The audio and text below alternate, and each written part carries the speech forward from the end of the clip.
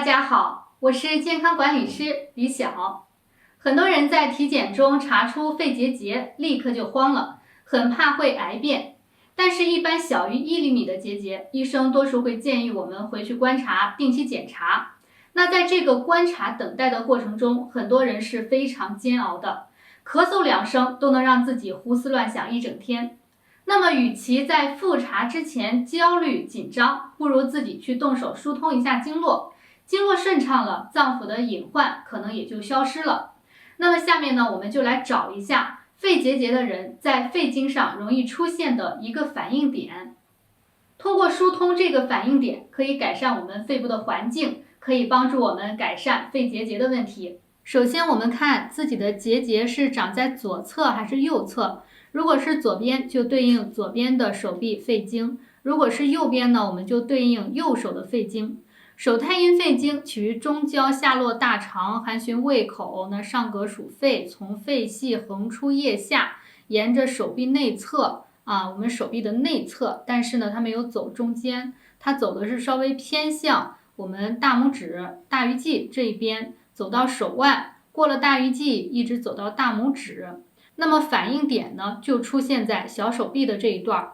在小手臂的这一段呢，两端有2个穴位，分别是尺泽穴和太渊穴。我们先来定位一下，在我们的手腕部这里呢，第一条腕横纹手掌下的第一条横纹是我们的腕横纹。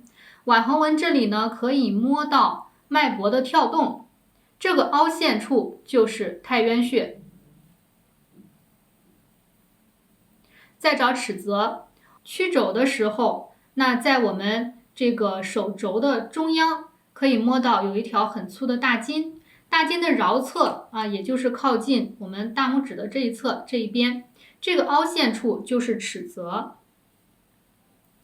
好，我们把尺泽和太渊画一条线，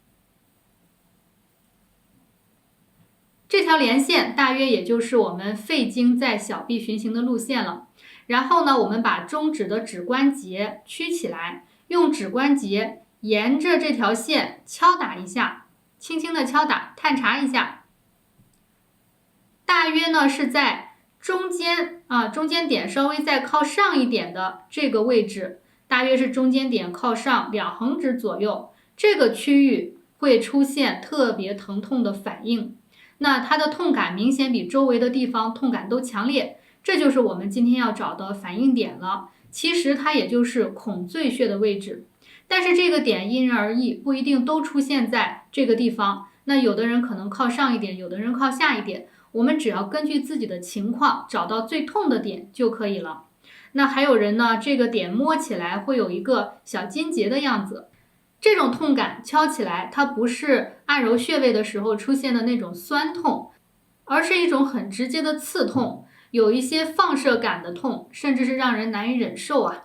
那找到了位置之后，我们就用拇指去进行点揉或者是弹拨点揉的话，我们就用指尖按下去，然后轻轻的揉动。